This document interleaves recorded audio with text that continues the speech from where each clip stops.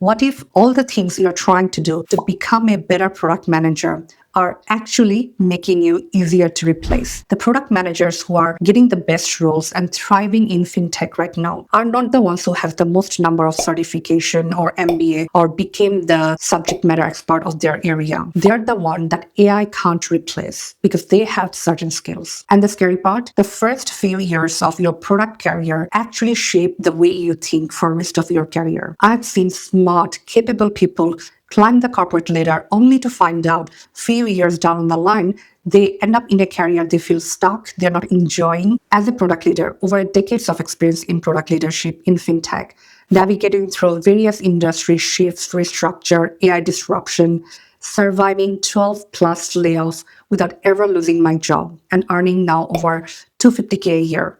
If I'd start my product career right now in 2026, here are the three decisions I'd make it immediately. Let's unpack them. Decision number one, focusing on solving problems instead of chasing shiny projects. The first mistake I would avoid is chasing visibility or prestige too early. Most people get into product career thinking that career growth can only come from by associating yourself with the biggest initiative in the organization, the AI transformation, multi-million dollar product launch. But here's the trap.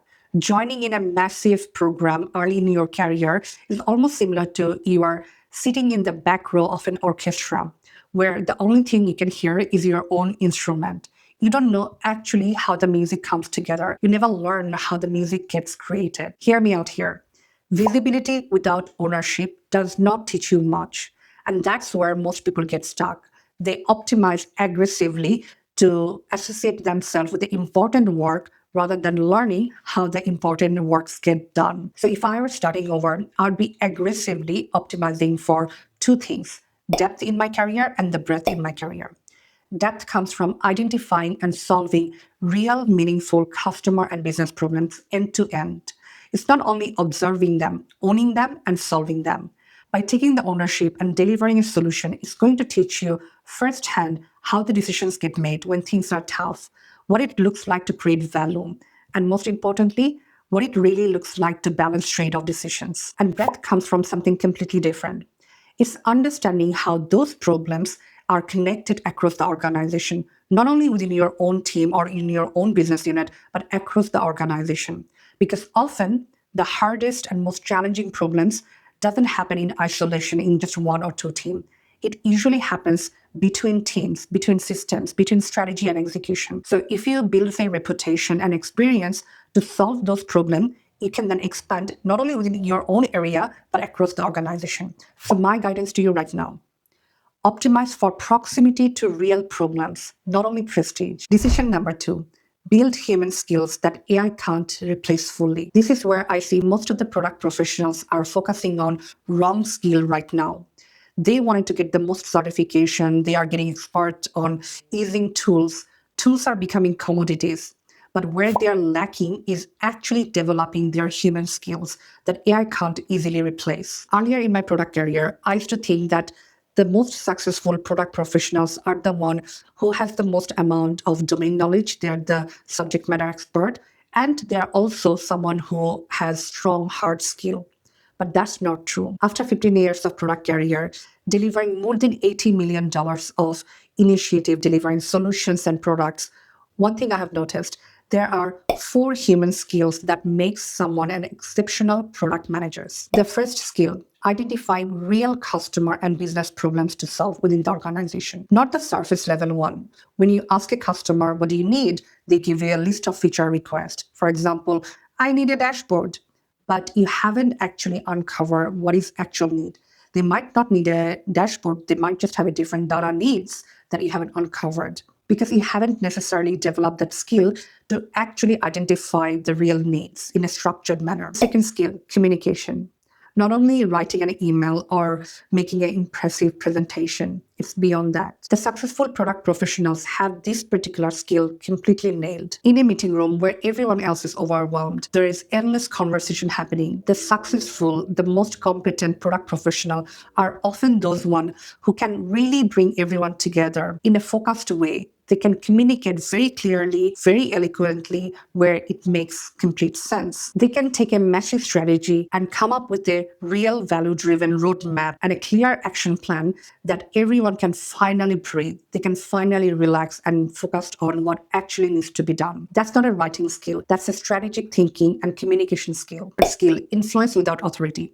As a product professional, this one is particularly so much crucial for you to develop early in your career. As you start owning the problems and delivering solutions in your product almost every week, you have to bring diverse range of stakeholders together. You have to provide them clarity. You have to help them to facilitate for decision making, and that requires a level of influence that you have to start building right now. And that level of influence doesn't come from title. It requires conscious planning and effort on your part to start prioritizing to develop those skills early in your. The fourth one, judgment. When it comes to delivering solution, your engineering team says it's going to take 6 months. Marketing wants it 3 months. And your customer, they want it yesterday. So how do you work with them to come up with a timeline they all can live with and come out of that meeting room peacefully? That's where the judgment comes into the picture. It's not necessarily always giving them more information, more data, but it's actually showing them what matters the most. That requires a level of storytelling, that requires a level of data-driven insight to bring into the conversation. Think of an experienced doctor. When they see a patient, they diagnose, they ask them certain questions. Often they know there's something is wrong before the test actually confirms. And that level of knowing, that's called judgment.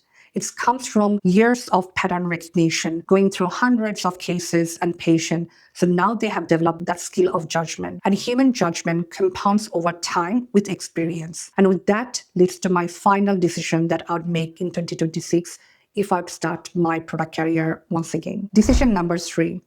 Build and experiment rapidly, not just become good at capturing requirement and just describing the features. In this artificial intelligence era, the PM who are relying on only talking about their ideas and concepts are becoming obsolete very rapidly. Right now, with the access of technology and tools in our fingertips, any product professional should be able to rapidly prototype within a span of hours, if not sometimes minutes.